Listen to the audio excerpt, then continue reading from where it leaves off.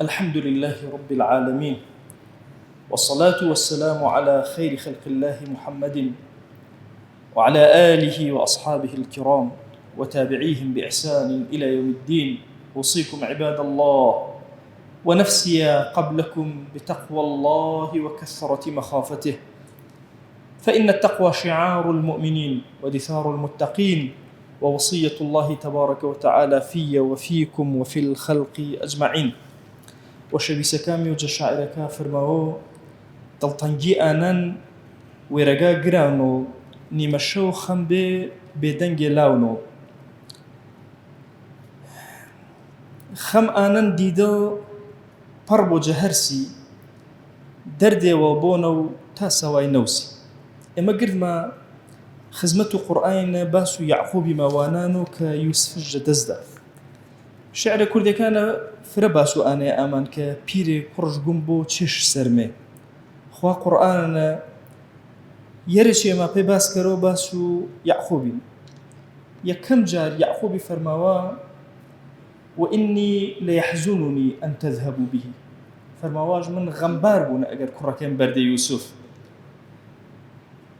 دووەم جار وابيضت عيناه من الحزن، النەگرەوا شۆنە یوسفیرە چەمەش کۆرێ وابيضت عيناه، شەرمایی چەماش ئاما.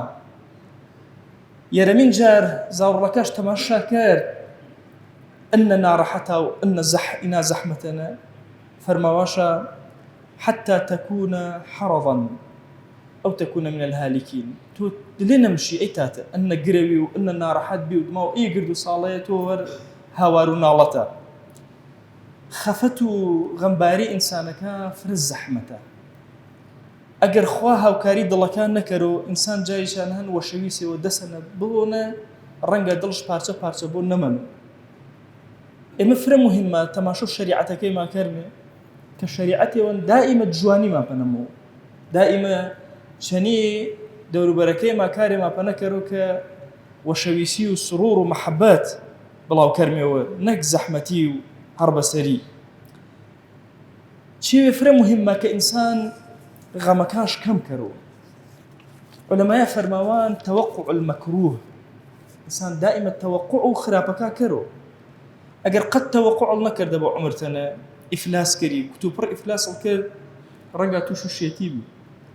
تەوەقع نەکردە بۆ کە عومرتەنە کوڕەکەڵ جەدەسەنە دەی ڕەنگە دەسەنە دەی شێت بی ئەنە ناڕەحەت بی. ئەشم ئینسان تەوەقع و گر مەکروهێوە کەرەوە. ئی ژیان و ئی دنیاکەوی مێژمێ و ملۆ پێی کەسیمان نەمەنێن. ئەگەر پێی یەک کەسی منێ پێی وەشەویست و دڵی صلی الله عليه وسلم منێ. مادام ئێمە ئێگە یاگێ تەمامەوە ئێمە نییەنە، ئێمە یاگێمە بەهەشتا چاگە حوزن و خەفەت و غەممە مەمەنەوە.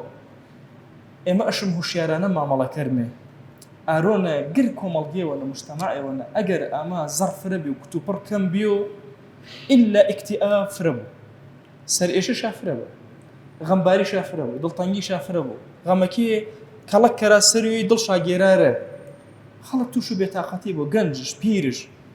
بە تایبەتی ئەگەر هیواڵ داپەنە و هیواکەڵ بڕی زوو هیواش دێپەنە و بڕیش. طبعا ئینە فرە خراپەوە گەورن کە ئیعلام بەعام جیهان نەپێسە کەرەوە ئیعلامی کوردی شەر پاسننە. زوو ئومێدێمەوە خەڵەکەی پڕچنۆش ئومێدێمەوە خەڵەکەی پڕچنۆش ئینە خەڵکی تووش و ئیکتئابێ گەورەی کەرەوە زەحمەتی فرە گەورەی کەرەوە. أمة پیغمبری صلی الله علیه وسلم أمة ضعیف نییە بەقووەتە تاوەش گێرەوە بەرنامەش هەن پێی گرچیویش. ئینە یونجەوە نەوەشیەکە دڵی ئەشم عیلاجش کردن. شریعەتەنە عیلاج پێی گرچیوی نریان هەرە. مثلا فەرماوانشا قورئانی فرەوان و کەسەکە فەرماوانشا ئی کەسە بە کار و هەرمان و کەسابەتەنە نەمردۆ زیاتر وەژ مەشغوڵ کەر و کار و کەسابەت و دنیەش و خوا بەرەکەتش فرن ڕەحمەتش فرن دوعێ فرێ کەر و مسلمانە دوعێش پێ کەرە. هەر کەسێ دادی غەمبار بی دوعێ فرە فرێش پێ کردێ. یۆجا عیلاجەکە دوعا فرە و مسلمانان کە فەرماوە ئەگەر دوعاڵ کردە بە زوان و وێڵ نا بە زوان و یۆتەری ئیلا خوا دوعاکەش گیرا کردنەوە بەس ئەوان نییە چەنی بە زوان و یۆتەری یعنی یۆتەر دوعاکەڵ پێی کەرەوە. فەرماوە ئازمان و ئاکەسێ تو گوناح هەڵپانە نەکردن وەرۆ ئانەی کە دوعێوە پێی تۆ کەرەوە ئیلا دوعاکی گیرا بوو. ئێمە ئومەت و پێغەمبەری صلی الله علیه وسلم ئارۆنە فرە ئەشم یۆبیمێ بەتایبەتی ئی ملەتە وێمە و هەوراماناتی ئەشم فرە بە جوانی ئاگامە جەیەکتری بوو تا ئەشی حوسن و ئیکتئاب و ئی ناڕەحەتەیە کە تووش و گەنجەکەمە پیرەکەمە بۆ نەچی نیشتمان وڵاتە وێمانە تاومە بە جۆرە جۆرەکە عیلاجمان کردەبوو بە پاو شریعەتی بە پاو ئی کەلیماتە خوا و پێغەمبەری صلی الله عليه و آله وسلم. خوایە داواوە نەکەرمێ هەر کەس غەمێش هەن پەژارێوەش هەن دڵش گێرتەنەرە خوایە ڕزگارش کەرە دڵش ئیسلاحەتمە نەکەرە وەشی وزت بێ دڵەکە یا ئەکرەم الأكرمين. وأوصيكم أيضا بالصلاة والسلام على رسول الله حيث أمرنا الله تبارك وتعالى في محكم تنزيله قائلا إن الله وملائكته يصلون على النبي يا أيها الذين آمنوا صلوا عليه وسلموا تسليما. اللهم صل على سيدنا محمد وعلى آل سيدنا محمد كما صليت على إبراهيم وعلى آل إبراهيم إنك حميد مجيد.